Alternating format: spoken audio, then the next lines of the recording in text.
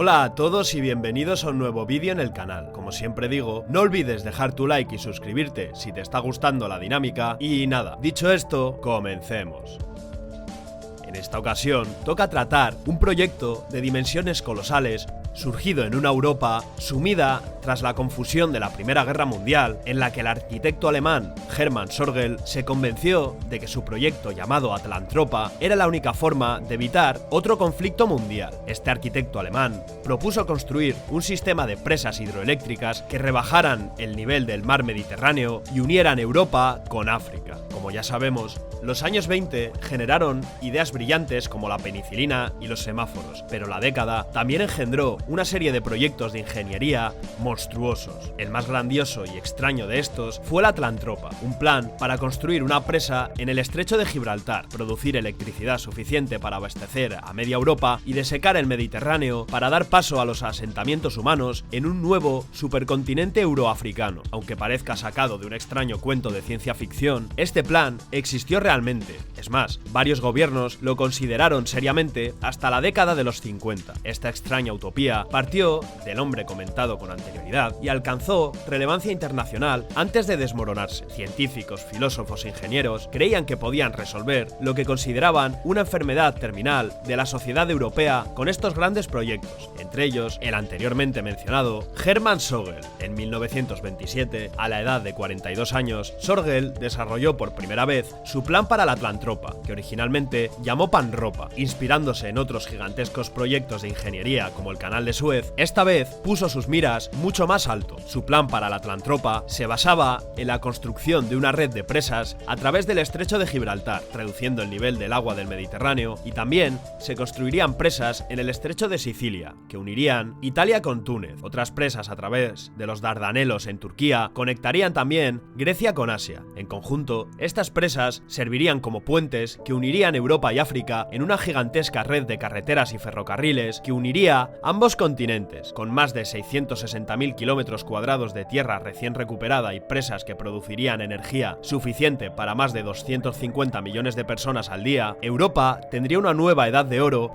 de abundancia energética. También muchísimo espacio e interminables suministros de alimentos procedentes de nuevas tierras de cultivo. En la visión de Sorgel, el nuevo supercontinente era la única forma de evitar otro conflicto mundial. Contextualmente, todavía conmocionada por el horror de la Primera Guerra Mundial, Europa luchaba por encontrar esperanza para un futuro. Aunque el continente había sufrido enormes pérdidas de vidas humanas en la guerra y la pandemia de 1918, su población creció de 488 millones de personas a 534 entre 1920 y 1930. Al mismo tiempo, la política europea había alcanzado su punto más tenso en siglos. Naciones como Polonia y Yugoslavia se independizaban de décadas de dominio imperial y los habitantes de los antiguos imperios temían que no hubiera lugar para ellos, ni física, ni social, ni culturalmente. En este clima, el concepto del Lebensraum, o el espacio vital alemán, fue ganando terreno en la política alemana. El Lebensraum era la creencia de que lo más importante para que una sociedad, en aquel momento definida en términos de raza, sobreviviera y prosperara, era el territorio para proporcionar espacio a sus miembros. Por supuesto, los nazis explotarían horriblemente esta idea en su afán de dominación. En la densamente poblada Europa central, el deseo del Lebensraum llevó a la conclusión de que simplemente no había espacio suficiente. La promesa de Atlantropa de ampliar el territorio habitable parecía la bala de plata que resolvería los males del continente. Lo más extraño del plan de Sorgel para vaciar el Mediterráneo no es su grandiosidad, sino el hecho de que se lo tomara en serio. Publicó un libro titulado Bajar el Mediterráneo, regar el Sáhara, el proyecto Panropa, en el año 1929. El libro no tardó en levantar ampollas en Europa y Norteamérica, llamando la atención sobre la llamada Universallösung,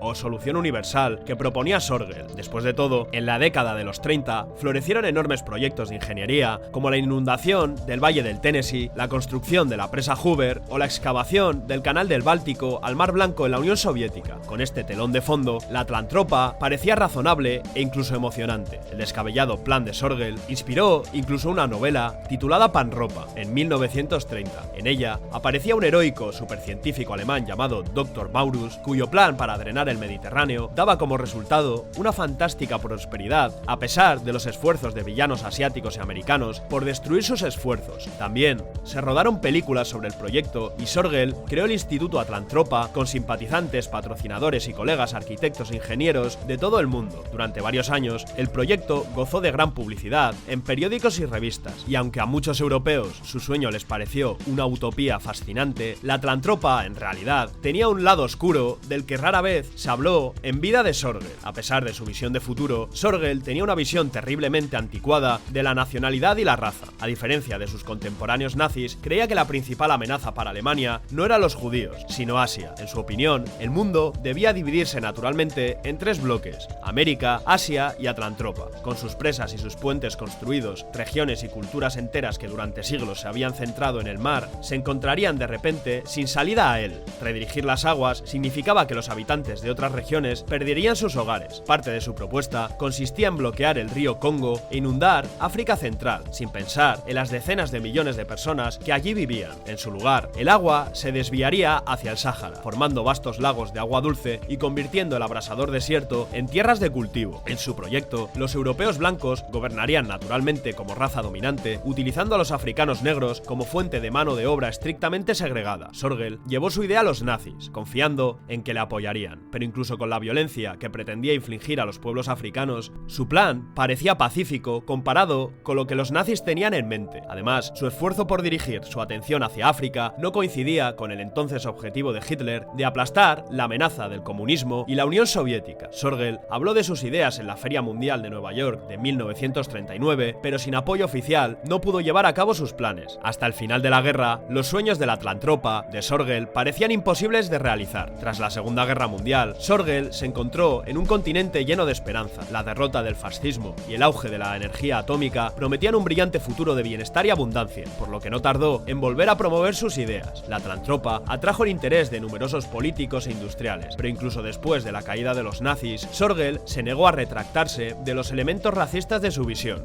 que en cierto modo eran compartidos por las principales potencias occidentales como Inglaterra, Francia o Estados Unidos. Además, el mundo se movía en una dirección más práctica. En esa época se creó la Comunidad Europea del Carbón y del Acero de Jean Monnet, que en un futuro se convertiría en la Unión Europea, pero el reactor nuclear marcó el final de Atlantropa. Por fin, Europa tenía acceso a enormes fuentes de energía en un paquete mucho más práctico que una monstruosa red de presas. Con la energía hidroeléctrica en el pasado, el sueño utópico de Sorgel nunca llegaría a construirse. Al final de su vida, el arquitecto había escrito 4 libros más, publicando miles de artículos y dando innumerables conferencias para promover su sueño. Aunque trabajó incansablemente para conseguirlo, la idea moriría con él la tarde del 4 de diciembre de 1952, cuando el alemán se dirigía en bicicleta a la Universidad de Múnich y fue atropellado por un conductor. Pocos años después, el Instituto Atlantropa cerró definitivamente sus puertas, y tras su fallecimiento, el proyecto quedó relegado al ámbito de la ciencia ficción, como podemos comprobar en la historia ficticia que nos presenta Philip Dick en The Man in the High Castle, o El hombre en el castillo para los castellanos.